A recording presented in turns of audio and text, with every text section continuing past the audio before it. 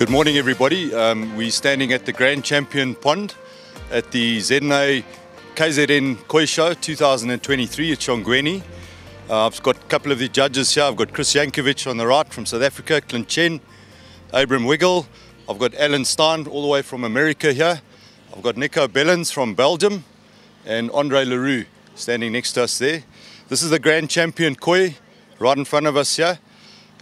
We had many high quality koi in the bigger sizes, so it was a very close run exercise to arrive at the Grand Champion.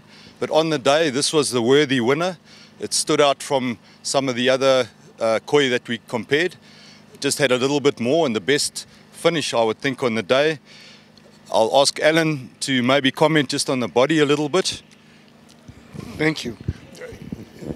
There's a saying in Japan that the body is the trunk of the tree. And if that's so, this fish is magnificent. It's beautifully proportioned. The shape just flows. The tail joint, very thick and powerful. It's just truly an elegant body. I mean, it's a textbook. We can also talk about, this is a two-colored koi. The ground color is what we call shiroji, is the white. And then on top of that you have big, bold patterns of what we call he or beni, which is the red. And all through the koi across the different, certainly on the red, you can see how much the color is what we call homogeneous. The same deep, thick red all the way through. As the koi turns, all you see is red. It's like a picture painting of thick red paint. At the front of the koi, on the second pattern on the right in the middle, we've got what we call sashi, where the red is still emerging through the underlying ground color, the white. That is very regular, the sashi. It's not a big problem on the koi at all at this size. It's still probably going to grow, indicating it's good quality and that the red is still going to go further. When we look at the red, we look at, besides the homogeneity on the color, we look at the front of the pattern on the red plate, and we look at the back of the pattern on the red plate. The front of the pattern, you'll get the sashi coming up, but ideally you want it as sharp as possible and as clean as possible, where it meets the white. At the back of the red pattern, where it meets the white, we call that the kiwa. This koi has what we call marizomi kiwa. There are two types of kiwa. This is mainly marizomi, and as you can see, it's sort of got a scalloped effect, which is highly elegant. It follows each scale almost around the scale pattern, and that's amazing that it can do that without causing the back of the pattern to get some jagged edges to it. It's really elegant. The other type of kiwa is what we call kamasori. It's much more a straight line. It also can be very effective in a koi. We judge these koi at the end of the day on the overall koi. So we look at all those components. We start with the body. In this size koi, we give about half the marks to the body. When a nice thick, as Alan has alluded, the body is substantially fantastic. It's got a very nice thick tail. You don't want a big koi where the tail is very thin and it lets it down. This koi right through is strong and impressive. The pec fins also come into the body, the head shape, everything's got to match up on the koi. So it's a hang of an achievement to get a koi to this size, to this quality overall. We then look at the pattern as well. Pattern is what we call a two-step Nidan pattern. Two big, what we call a moyo markings. They're stepped and they're big. They're very impressive rather than small flowery markings.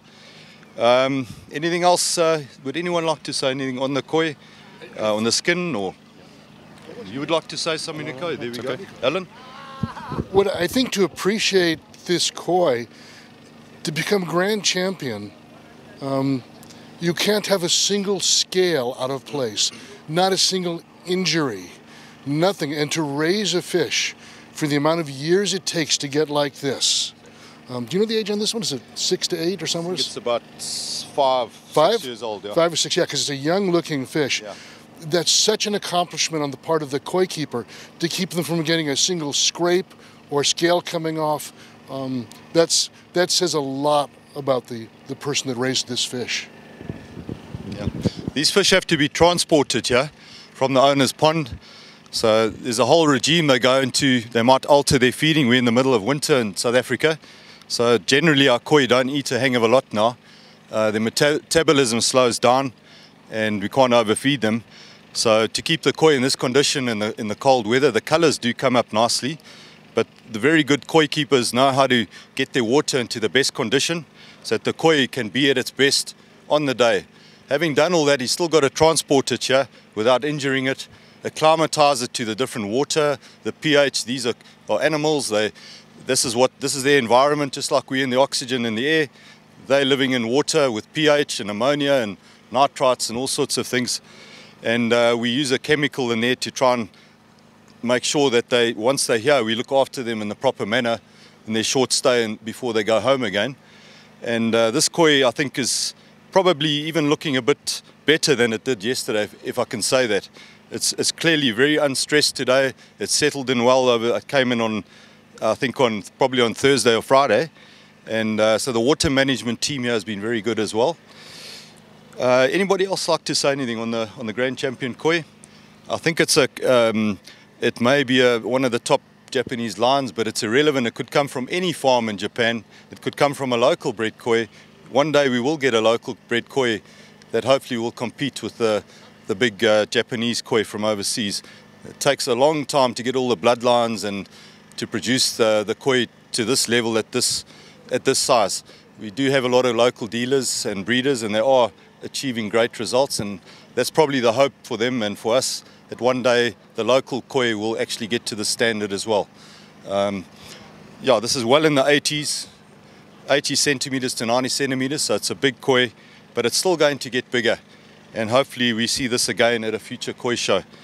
Kevin, can we hand back to you? Would you like us to chat on anything else? Yes, I'd just like to just also mention that the Japanese have a saying, learn how to keep water, then you have fish. And it's all about the water, but at the same time, it's about keeping the fish's immune system as active as possible.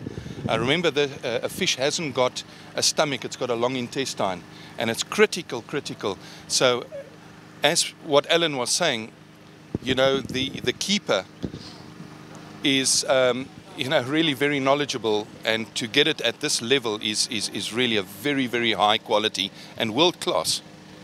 Thank you very much, everybody, and yeah, thank you to my fellow judges, and especially to the show chapter here. Wonderful venue here. The organisation has been superb. The koi quality has been superb. I think all of us have enjoyed judging with Alan and Niko, our overseas judges, and we thank them for coming out all this way, and we wish them well in the rest of their stay in South Africa and their journeys back overseas, and we hope to see you again shortly, chaps. Thank you so much. Thank you very much. Thank you.